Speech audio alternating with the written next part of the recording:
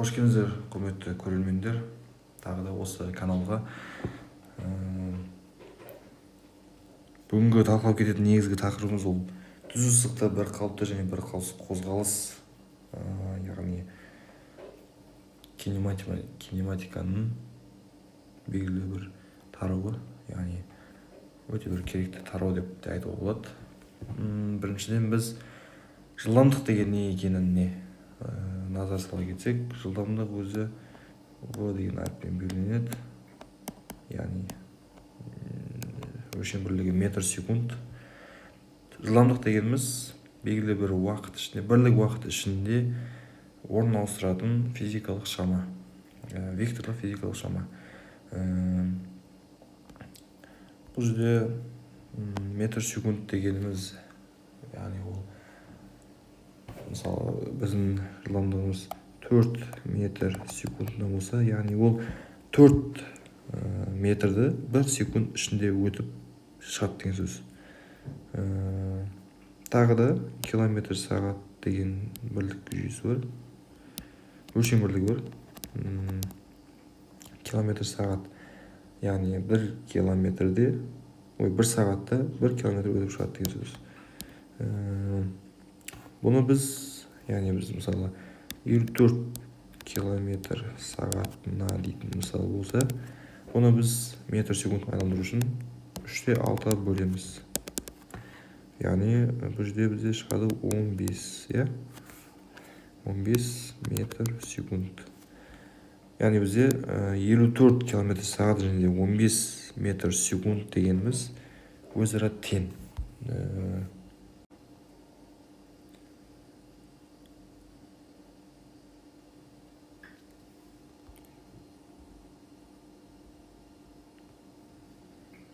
Яғни осы біз жылдамдық туралы айта кетсек, кішігірім осындай мағлұматқа 15 метр секунд, яғни 1 секунд ішінде 15 метр өтіп жол өтеді деген сөз. Ендігі жолда түзу сызықты бір қалыпты және бір қалыпсыз қозғалыс дегенді тоқтала кетейік. Түзу сызық деген, яғни түсінікті, ол траекториясы түзу сызықта. Яғни біз бір қалыпты қозғалыс деп осыны айтамыз. Яғни орын ауыстырумен жол жүру қашықтығы бірдей. Бірінші анықтамамыз бір қалыпты, яғни бұл көбінесе бізде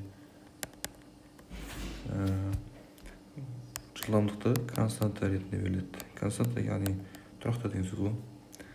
Бір қалыпты,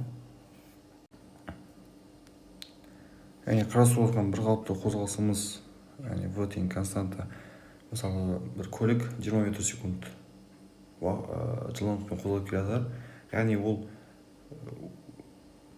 бірлік уақыт берілген, яғни ол біткенге дейін осы бір 20 метр секунд жылдамдықпен жүріп өту керек. Мысалы бізде осындай бір бөлік бар делік, яғни қозғалыс мына жерден басталды. Ол бізде бір 10 метр секунд жылдамдықпен жүріп өтті. Мына жерге дейін 2 секунд болсын.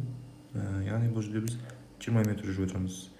Яғни 2 секунд толық біткенге дейін машина немесе бір объект 10 метр секунд жылдамдықпен осы 2 секунд бойы жүріп өту керек. Ал келесіде мысалы 4 секунд болсын.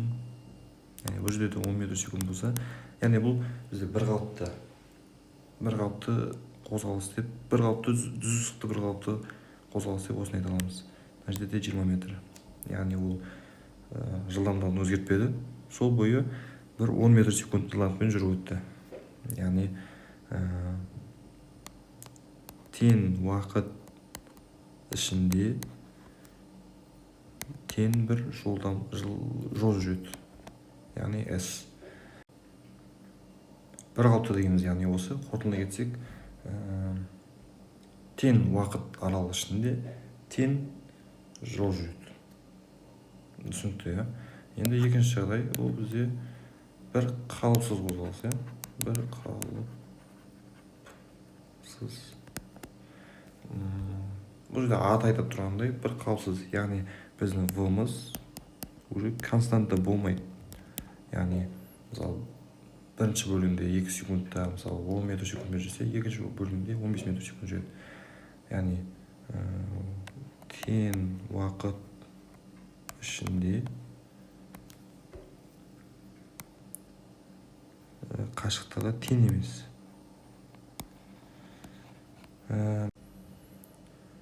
Бір қауіпсіз кезінде, яғни уақытымыз тең болғанымен, ал орын ауыстыруымыз немесе жол жүруіміз өзгеріп отырады. Бұл неге байланысты? Бұл біздің яғни жылдамдыққа байланысты. Жылдамдық мысалы 10 метр секунд болуы мүмкін, келесі 15 метр секунд болуы мүмкін. Ал тоқта кететін жайтымыз, мысалы бір қалыптыда біз v тең s бөлінген t деген формуланы қолданамыз. Яғни бізде барлығы тұрақты, барлығына яғни мына бөлігіне де жолдың, яғни мына бөлігіне де осы бір формуланы қолдану арқылы жылдамдықты таба аламыз. Ал бір қауіпсіз кезінде бұндай болмайды.